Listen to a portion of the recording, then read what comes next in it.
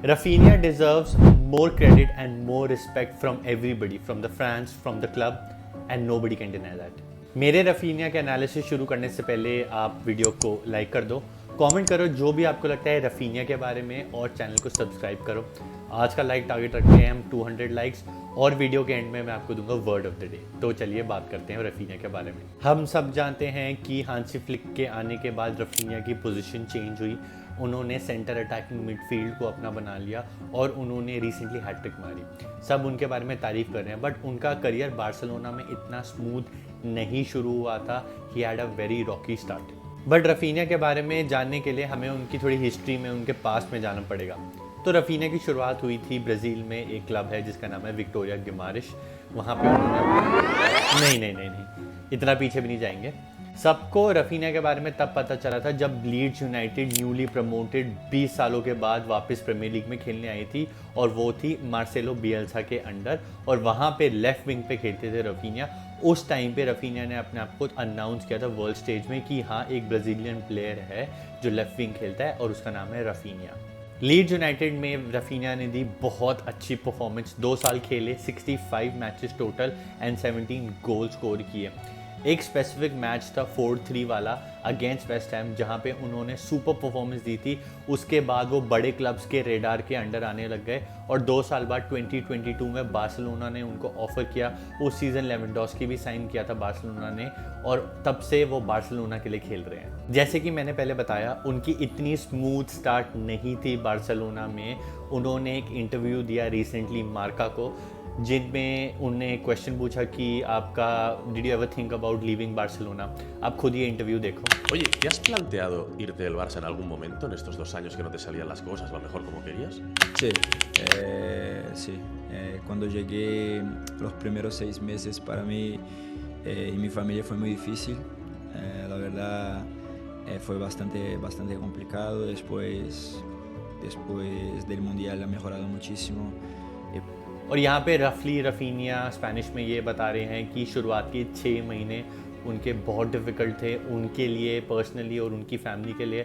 उनको एडजस्ट करने में प्रॉब्लम हुई थी, और वर्ल्ड कप के बाद, जो कटार वर्ल्ड कप था, उसके बाद उन्होंने थोड़ी अपने आप को स्टेबल फील किया बार्सिलोना में, विच इज़ अंडरस्टैंडेबल। कोई भी नया प्लेयर होता है, उसको टाइम लगता है क्लब में एडजस्ट करने के लिए, और उस टाइम पे रफीनिया के कभी कभार बैड टचेस होते थे, बैड डिसीजंस होते थे, तो क्राउड को उनके अगेंस्ट विसल करने में आता था मज़ा, और ऑनलाइन उनको बहुत मिलती थी हेट। उनको फेक ब्राज़ीलियन भी बोला जाता था। बट पर्सनली मेरे को ये क्रिटिसिज्म पसंद नहीं आता था, क्योंकि रफीनिया एक वर्क हॉर्स थे। वो टीम के लिए रिलेंटलेसली भागते रहते थे, एंड तक अपनी एफर्ट डालते रहते थे, और चाहे वो सब्स्टिट्यूट हो जाएं, वो फिर भी अगले मैच में फुल मोटिवेटेड पिच पे आते थे। और यही सेम चीज़ हम स्टैट से भी बैक कर सकते हैं। उनका फर्स्ट सीज़न 22-23 सीज़न उन्होंने खेले 50 मैचेस, जिनमें उन्होंने मारे 10 गोल्स और 12 असिस्ट। अगर हम कंपेयर करें किसी और प्लेयर से सेम पोजीशन पे, फॉर एग्जांपल डेम्बेले से, उनका फर्स्ट सीज़न, तो उन्होंने way better performances the in terms of numbers. अगर हम नंबर्स के बाहर भी देखें तो उनका डिफेंसिव वर्क रेट और टीम के लिए प्रेसिंग वाला जो अपना भागने का प्रेशर होता है, Raphinha is one of the best in Barcelona. तो उनकी तरफ से एफर्ट में कभी भी कोई कमी नहीं आई है। जो उसका अगला सीज़न था 23-24 सीज़न, उसमें उनकी परफॉर्मेंसेस अच्छी थी, बट उनकी अपीयरेंसेस गिर गई थी because of obvious reasons, because Barcelona found a young star Lamine Yamal. और यही सेम चीज़ हम स्टैट से भी बैक कर सकते हैं। 23-24 सीज़न में उन्होंने टोटल खेले 37 मैचेस, जिनमें उन्होंने मारे 10 गोल्स और दिए 13 असिस्ट। ऑन पेपर तो रिकॉर्ड उनका बहुत बढ़िया है, बट आपको स्पेसिफिकली एक टाई याद होगा अगेंस्ट PSG, जिसमें उन्होंने 2 गोल मारे थे, और बार्सिलोना पेरिस में 3-2 विक्ट्री लेके आई थी। एक पेड्री की बहुत प्यारी चिप बॉल थी, उन्होंने वॉली मार के गोल मारा था। और इवन सेकंड लेग में जो बार्सिलोना हार गई थी, पहला गोल रफीनिया ने मारा था, 1-0 की लीड दिलवाई थी बार्सिलोना को, और टोटल टाई उस टाइम पे 4-2 चल रहा था। और रोनाल्डो आराउखो ने गलती नहीं करी होती तो हम रफीनिया की वजह से क्वालिफाई कर जाते। तो रफीनिया ने कुछ इंपॉर्टेंट मैचेस में बहुत टाइम बार्सिलोना को बचाया है। सीज़न ख़त्म हो जाता है और बार्सिलोना कुछ नहीं जीतती है। न्यूज़ फिर भी आने लग जाती है कि रफीनिया छोड़ के जाने वाले हैं, रफीनिया को क्लब से निकाला जा रहा है, हमारे फाइनेंशियल इश्यूज़ हैं, हमें 1:1 के रेशो में आना है, तो हम रफीनिया बेच देंगे, हम ये प्लेयर बेच देंगे। रफीनिया जब जैसे ही सीज़न ख़त्म होता है न्यूज़ आने लग जाती है या तो छोड़ के जा रहे हैं, हम उनको बेच रहे हैं। इन सब के अंडर रफीनिया ने हमेशा एक प्रोफेशनल की तरह एक्ट किया है। उन्होंने हमेशा अपना 100% दिया और सोशल मीडिया पे या कोई भी ऐसी प्लेटफॉर्म पे आके कोई नेगेटिव चीज़ नहीं बोली अगेंस्ट द क्लब। फिर नया सीज़न शुरू होता है और न्यूज़ आने लग जाती है कि बार्सिलोना निको विलियम्स खरीदेगी, नहीं खरीदेगी, डैनी ओल्मो खरीदेगी। अगर निको विलियम्स आ गया तो हमारे रफीनिया है वो कहाँ खेलेंगे। अब डैनी ओल्मो आ गए तो रफीनिया को जगह कहाँ मिलेगी। हांसी फ्लिक जो न्यू मैनेजर थे उन्होंने एक बढ़िया फॉर्मूला ढूंढा।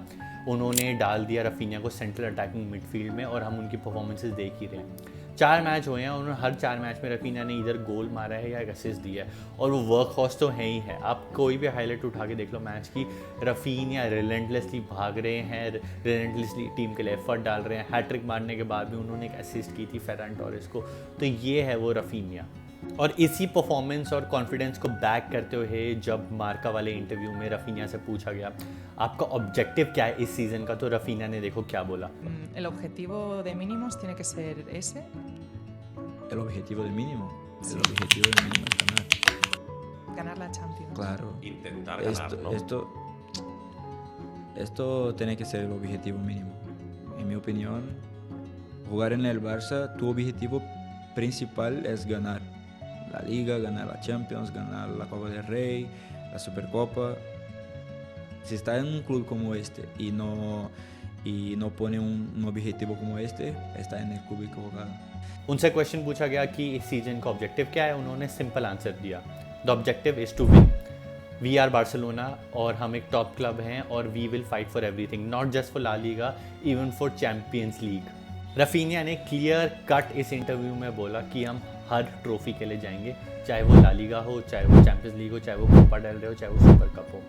हम बार्सिलोना के लिए खेलते हैं and the objective here is to win everything. हम ये नहीं सोचेंगे कि चलो इस साल ला लीगा जीत जाते हैं तो अगले साल हम चैम्पियंस लीग जीतने का सोचेंगे, या इस साल हम सेमीफाइनल या क्वार्टर फाइनल्स तक पहुंच जाते हैं उसके बाद हम नेक्स्ट सीज़न सोचेंगे।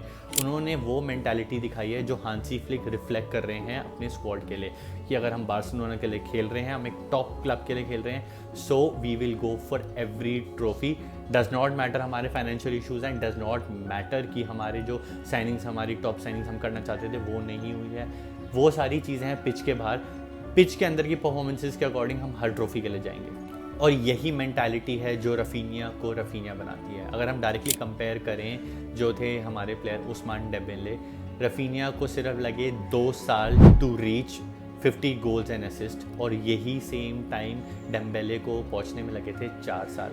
ये फ़र्क है मेंटालिटी का, ये फ़र्क है अप्रोच का कि जो रफीनिया है वो एक वर्क हॉर्स है, वो टीम के लिए काम करना चाहते हैं, he wants to give it 100% and there were certain players in the club जो सेम नहीं करना चाहते थे एंड वी ऑल नो क्या हुआ था डेम्बेले और किस तरीके से छोड़ के गए थे।